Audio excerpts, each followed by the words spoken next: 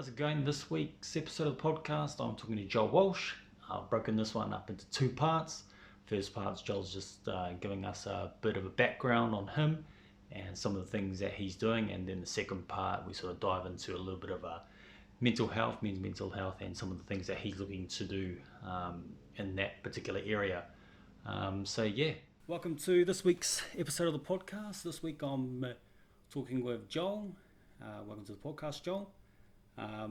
Joel's been on a couple of podcasts already.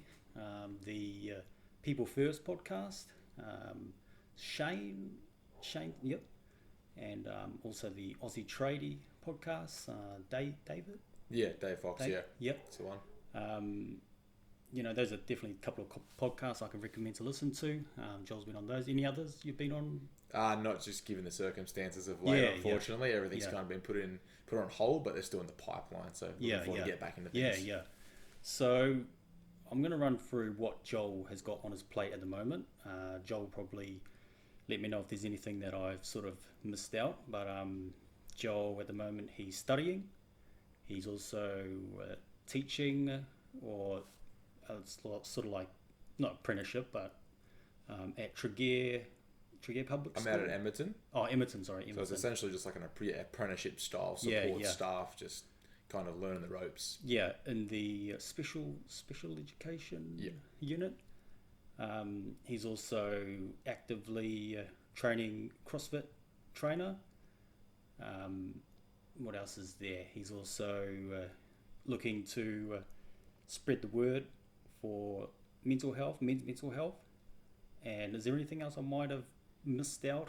No, mate, there's plenty there. Plenty on the plate. There. There's enough on the plate. Yeah. So there's obviously a lot for us to digest and get into. Looking forward to getting into it.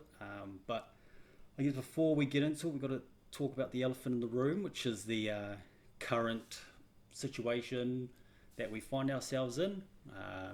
Obviously we don't have control over everything going on at the moment, but I just thought I'd get your thoughts on it, whether or not you've been affected by it personally, whether it be through work or whatnot. So what's your thoughts on it?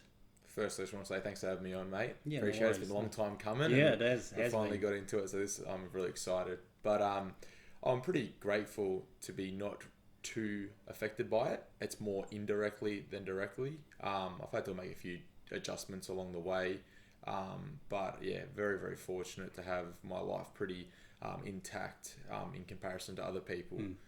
In terms of my thoughts on it, I think times it's chaotic. It's quite all over the shop at the moment, but as a society, especially just as a community around Penrith, I think we've really seen some great cohesiveness as a community. Everyone's really come together, and I think coming out the other side of this, there are some real positive prospects. I think, unfortunately though, and I send my condolences out to those who have passed away, or for two families that have been quite severely impacted, whether that's been through employment or anything like that. But for me, I'm quite grateful to have quite a stable lifestyle where COVID hasn't quite infected my life too much, which has been quite settling. Yeah. How's it with the school? So that's probably one of the things that we have had to adapt to, and not just myself, all teachers, educators out there. We've really had to be flexible and then work quite in depth with the online kind of sphere. So a lot of the teaching now and learning is done online. As you know, obviously the kids aren't at school. We are in the process now of massaging them back in 1 day a week. And I think that's going to be a big shock to the system, because they have had such a large portion of the last month and a half off. So their routines are out of whack.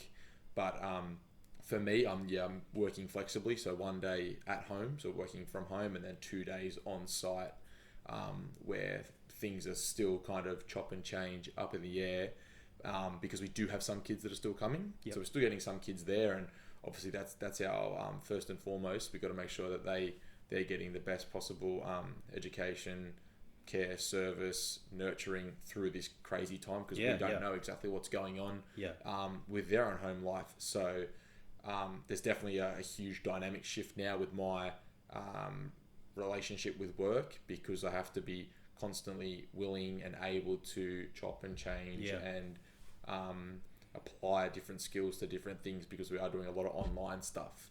So that's kind of that with school at the moment. I've got to say, even because our son's going for the same as well with primary school, 1 day a week, and slowly obviously increase those days as moving through the phases. Moving through the phases. And I've got to say a lot of respect for the teachers and even childcare workers at the moment. No doubt, it is a crazy time, and they're going to have to change everything in order to adapt to what's going on. How do you see some of the teachers dealing with it at the moment? From my own just personal experience, from what I see at my school, I think the teachers are collaborating very, very well. I think it was quite obvious from the get-go that the magnitude of this issue, it couldn't be handled like single-handedly. So for our school in particular, it was important to come together, be clear on the objective and what we needed to do. And obviously you can't win a war without an army. So we've got everyone together, headed in the right direction. We're trying to just really, for lack of a better word, just pump up the workplace environment, and it's been great. Everyone's cheerful, happy, quite optimistic given the circumstances.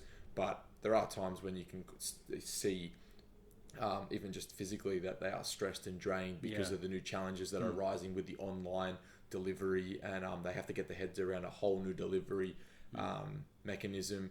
And I can see that would be quite draining.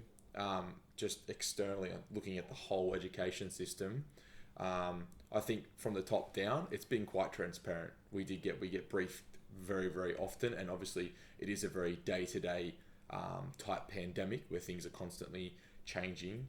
But from the top down, I feel that they've done a pretty fair job. It's not easy to be at the top, and it's easy to criticize from the bottom. So I think in the education sector, they've handled it quite well. Obviously, there's always room for improvement, but that's not for me to say. Yeah, and I guess it would be hard. You're right. There's still a lot of angry parents, and I feel as though sometimes they don't quite understand the situation and the stress that a lot of the teachers are under. So I guess if I can ask anything of parents, is just to be understanding of the situation. I know it's difficult to work through a lot of these changes, but understand that there are, as you said, teachers that are trying their hardest to adapt, and for some of them it's not even easy. So if we can just maybe lay off, take it easy maybe, and just be thankful for the teachers and any educator out there that's working under the current situation. I think the two biggest kind of contributing factors to that kind of unease is just maybe a lack of communication, and then maybe a lack of patience. But I completely get that, because the parents are just as much in it as the teachers, because they've now been asked to step things up even more. And I still think that parenting is the highest calling. So you're at your top of your game, you're under the pump, parenting 1, 2, 3, 4, 5, whatever, how many kids you have, and now you've been asked to keep on top of them from 9 to 3, on top of their schoolwork, make sure they understand it, and if they don't understand it, you need to clarify that. So there's a lot of hurdles to continually overcome, which I can understand would just gradually unsettle a lot of parents at home, just the frustrations and them trying to deal with their own things, because this situation doesn't just affect schooling, it affects every single little facet of your life. And that's why I think it is it's a crazy phenomenon right now, because not a single person is not affected by it. Like, we are all in this together, and that's kind of the beauty of it, but also the kind of magnitude of it. So we'll probably talk about it later when we sort of touch on mental health, because that's definitely something is definitely related to what's going on at the moment. I just want to start from the beginning for you. So where did you grow up? Where did you go to school? And sort of what was your schooling experience like? No, you're not too... I forgot to mention, you want to tell people how old you are? So I'm 22 now. 22, okay. I know it sounds pretty shocking. You speak a lot more maturely than a lot of older people. So there's no doubt people will probably listen and think that they probably listen to someone that's a lot older than what they actually are. But so you've not too far being in the sort of school system. So yeah, what was schooling like? Where'd you grow up? Go. Yeah. So as you said, I'm still a baby. So I finished school 2015. I grew up locally, just around here in Penrith. I did move away to Western Australia for a few years, just due to my father getting a job over there. So I spent a bit of time in Western Australia for my primary school years. But yeah, grew up around Penrith, Emu Plains. I went to high school at St Dominic's, just over at Kingswood, St Dominic's College, Dommies. My school experience was quite good. Like I've kind of one of those kids that kind of just cruised along. Like I would never shot for the stars, unfortunately, in my studies, but I never had any dramas. Everything was quite good. I can't recommend St Dom's enough. It was a great school for me. Made plenty of friends there that I know I'll have for the remainder of my life, hopefully.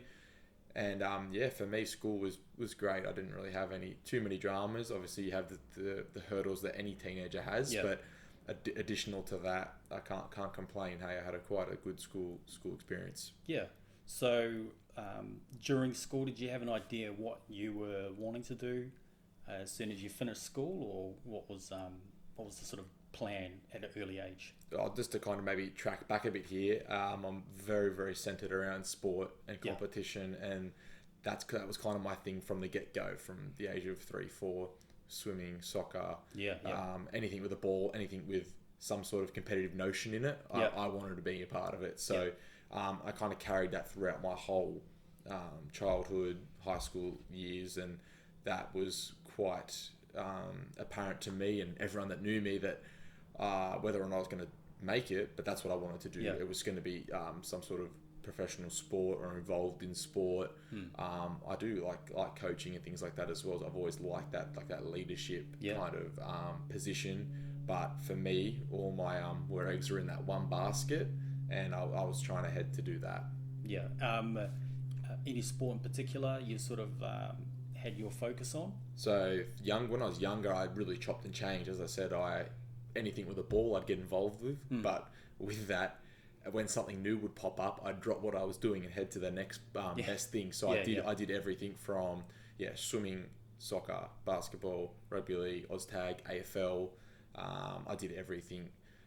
When I was younger, I loved rugby league. I grew up watching that, and that was always like I would love to do that. But it became quite apparent to me when I got to like my mid-teenage years that wasn't going to happen.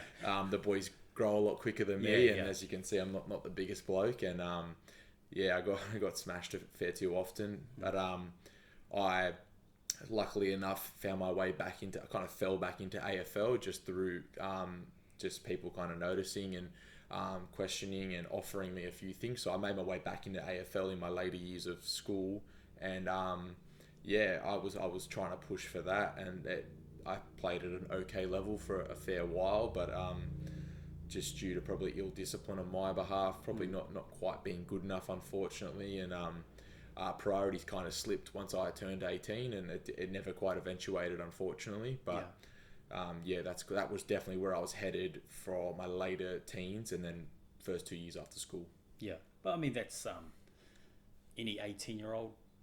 Like you sort of think you've got an idea, but then, you finish school and then, you do become 18. Your social life becomes quite big, and it's a very common story, I'd say, for a lot of young kids growing up with sport.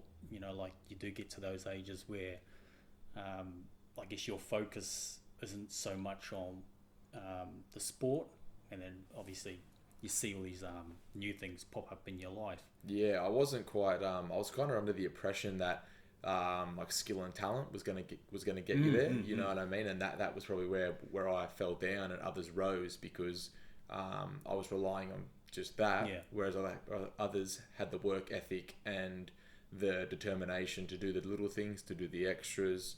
And when you get to that level, it's the little things that count, not the big things. So the 1%ers, and unfortunately, me at that age just didn't quite meet the requirements there, and it never quite eventuated. But I'm grateful for my time in that sport, and I'm got to play at an okay level, and I made a lot of contacts, and I look back on it fondly, and we moved on from there. And so you move on from there, and so what's the next stage of your life after you realise, sport's not where you're heading? Well, I still had that love and desire to be involved in like sport, recreation, like wherever I wanted to be in that kind of industry. So, and I've always enjoyed like being at the gym, and I like that aspect of training. I was always at training, and I'd always be more like pepped up to go to the gym with the boys for training and that. So I did my qualifications in fitness whilst just working part-time in the disability sector, which was great as well. Another job that I look back on so fondly. And then I moved more into the health and fitness kind of domain. Yeah. I started at admin level, then moved into group fitness, then dabbled in a bit of personal training, and then I kind of spent a bit of time there after sport. AFL didn't quite pan out. Yeah. So when you say disability, was that with the school or was that with something? No, that was external. So that had nothing to do. That was not in the education sector. That was just within the disability sector. Yeah. So individuals that are obviously older. So like you got like day programs, in-home care, palliative care, all kinds of things like that. And that's where I had that as my part-time job whilst I was studying full-time with the fitness certificates. I think that's quite amazing because you're a young guy, and for a part-time job, like that's sort of what you choose. Is there a reason why that was what you sort of did as a part-time job? There was a few things that really contributed to that career choice. One, it's quite close to my heart. I have a few people within my family that have a disability. So I've had that kind of exposure, and I do have a kind of maybe a better understanding than others on the work that goes into that sector and the work that's necessary for that sector. Also with that, in my previous job, I was instructing like kids trampolining classes and things like that. And one day this group of clients came from a sector out in Cronulla, just a company out that way, and they were unreal. They came in, and I think a couple of other staff in the past had really not made the effort with them or something like that, because the staff came in and they were quite standoffish and quite with their walls up, and just it was a very kind of cold transaction. And I made the effort to go down there, and I ended up, by the end of that session, one of the blokes, he ended up learning how to do like a roly-poly front flip, and by the end of it, you had to kind of like pull them off me. They were just we had a bit of a connection, and they rang their boss, and their boss ended up getting in contact with me and saying, "Would you like a job with us? I heard you did. You were quite impressive with the guys, and not everyone's able to like have that kind of instantaneous rapport with someone with either an intellectual or physical disability."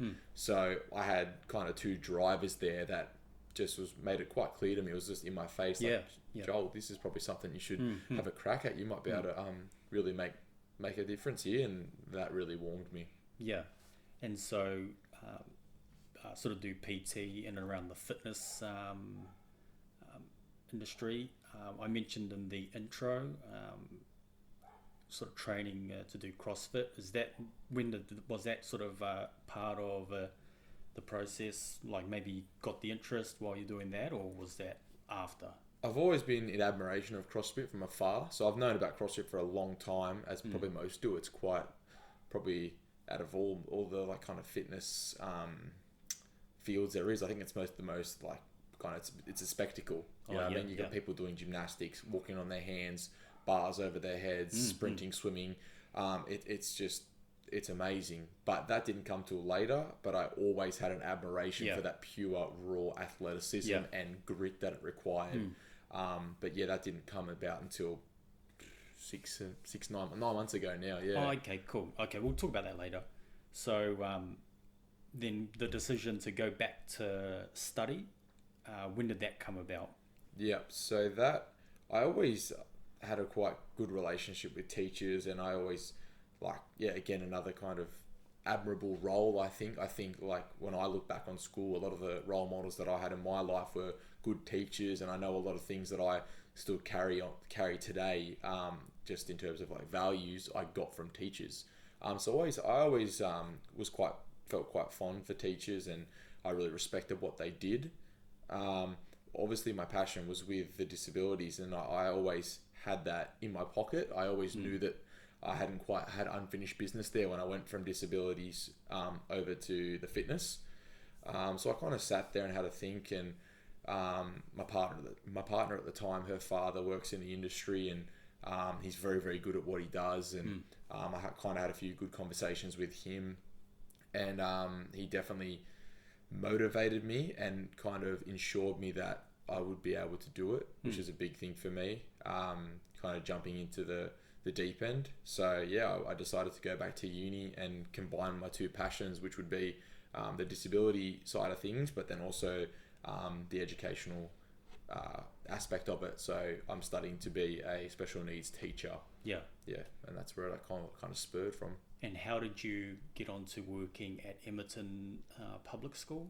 Yeah, so again, that was another kind of, not spontaneous, but it definitely wasn't planned in the terms of, once I got through my first kind of term or semester of uni, and I understood how long the process is at university. It is a long time, and for me, I know I learn best on the job, on the fly, in the mud, the blood, in it. So I kind of took it upon myself to kind of bundle up my resume as best as I could, and I was like, I want to go work in a school. Had no real plan. I had a day off at the start of the week, and I just started to get in the car and drive. So I drove, and I drove out of my area, which is like Penrith, Emu Plains, Lower Mountains, and I kept driving up the freeway, and I was like, I want to get out of my area. Like a lot of, like, Penrith's not a huge place. It's a bit of a bubble, and I felt like I knew too many people. I wanted to really broaden myself, make myself uncomfortable, and it enables me to network better if I'm able to push out of my comfort zone in terms of literally the geographic location, like pushing beyond the postcode type thing. So I drove out to St Mary's, and then I kept driving, and I ended up in Mount Druitt, and I saw a little girl in a red shirt. She was walking to school on her own, and I saw her walking to her school, so I decided to pull up at that school, which was Emerton, and I walked in there and just asked if I could speak to someone about like a job and whatnot, and had an interview that day, and then pretty much they liked what they saw, and I was very, very comfortable, and I liked what I saw, and from that point on, that was the second day of term, so that was like the first week of February 2 years ago, or year and a bit ago now, and I haven't looked back since. Because obviously, for those of you who don't know, like sort of that particular area of Western Sydney doesn't have the best of reputations, like a lot of preconceived opinions that people have, but until you're in, like you're in that area and you see the people, it's obviously different to what a lot of people sort of like to say about the area, isn't it? Definitely. For some people, like for me, I'd never even been to Emerton before, and I've lived in Penrith the majority of my life. Not to say that people are there any different. They're humans. They're lovely. I've had nothing but good experiences. I kind of was more drawn to that because I wanted to break that stigma I had in my mind. I had preconceived ideas about the area, about the potential school system, and I wanted to really push upon myself and get myself a little uncomfortable. Step out of the postcode bubble, and I've loved my time there, and I love the community, and it's great. So all these things that you've got going on at the moment, we'll talk about CrossFit a little bit later. I'd like to talk about that. Your mindset, preparation, how do you go about sort of juggling everything at the one time? Because a lot of people can struggle with that. I think you're doing the right thing at a young age because you sort of do have the ability to, you don't have kids, you don't have mortgage, all that kind of stuff. So, you're doing the right thing, in my opinion. So how do you plan? How do you tell me your process that you use? It's taken a lot of trial and error to get to the kind of system and routine I have now. I kind of now try and focus on doing small things exceptionally well on a daily basis, and I found that to have a really steady, gradual kind of compounding effect on my life. And what I mean by that is I'm not trying to take on the world every single day and be a million times better or make big moves and things like that. It's about focusing on the day at hand, having a clear objective on what you actually want to do and sticking to the plan. So for me, 18 months ago, it wasn't like that at all. It was okay, give me everything I can possibly be doing right now. Pushing the boundaries with like a work, relationship, training, study balance. And as a result of that, unfortunately, I dropped the ball. But now I really focus on compartmentalizing my life. So I take each day as it is, and I make sure each week, each day, I have a plan in place. I have a routine, and for me, that is what works best. I'm able to tick everything off, have that time for myself to put the feet up. I'm also getting everything in. I'm able to make the most of my days, because as I touched on before, the one thing that we all know is we've all got 24 hours. Every single person from child to successful adult has 24 hours. I find that the people that are doing the most and are the happiest are making the most with their 24 hours. So I kind of hang my hat on having systems and structures in place to ensure that I'm getting the most of every single day I have. Yeah.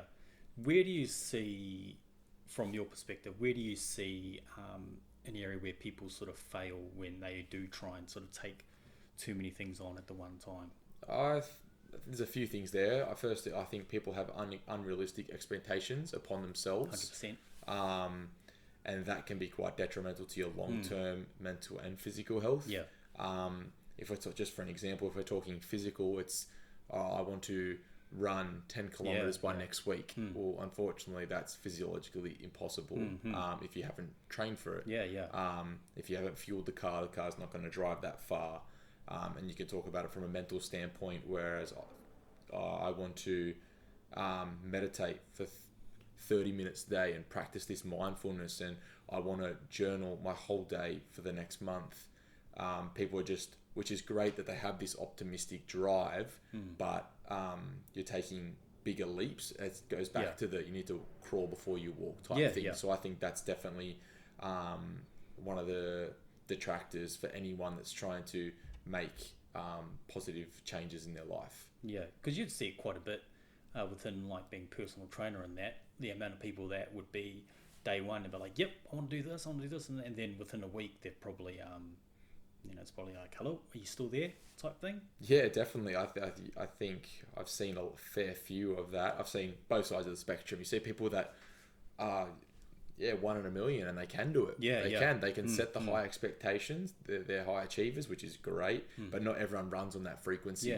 And I think as a teacher, as a PT, as almost anyone in any role, you need to be able to look at the individual, and that's it. Everyone is their own person. They run on a different frequency.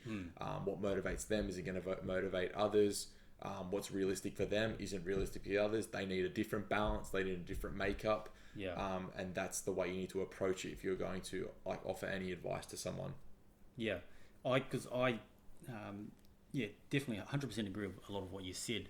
I think a lot of people try and emulate somebody else, or they might read about somebody doing something and say, you know what, I'm going to do that.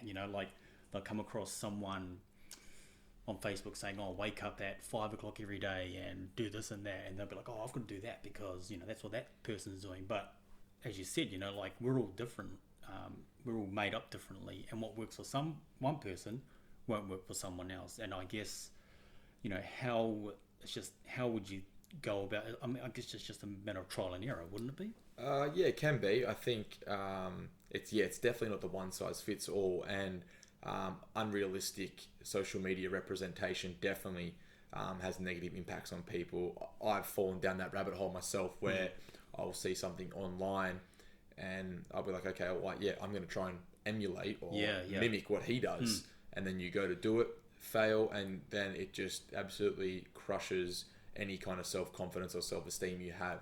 You know what I mean? Because in some cases you only see the glitz and the glamour. You only see the end result. Whereas you have to be able to look at those moments on social media, just even with interactions with people, and understand that what you see, there's a lot more that's gone on behind the scenes. There's days upon days upon days of those little things, as I touched on before, that I do now that lead to the end result. But unfortunately, we're only getting that snapshot, whether it be online or just you quickly touch base with them in person, or a phone call, or on the news, or in the newspaper, like those media outlets. You're only getting the 5-second kind of fame shot, which unfortunately, if you don't have quite an open mindset and a realistic mindset, you can get sucked down that rabbit hole. Yeah, and what I think a lot of people do is that they look at this snapshot, right, and then they say, how do you do that? And then they look into it, and actually, when you look at it, it's a lot of really simple. You talk about doing the small things. It's really boring stuff when you think about it. But for some people, they sort of need that quick result. They're not willing to put in the hard work, and that's where I feel as though a lot of people do fail, is because, I don't know, maybe it's too boring for them, and I guess we're not patient enough. I think living in a society that's so technologically driven and so socially dominant, people are really compelled by that instant gratification and the online gratification that comes with doing these amazing things that we see. And with that, I think people's approach to things are just so unrealistic upon themselves, and I can't harp on it enough because I've done it myself, where you try and push the boundary, push the envelope because of something that you've seen before, and it does more harm than good in the long run.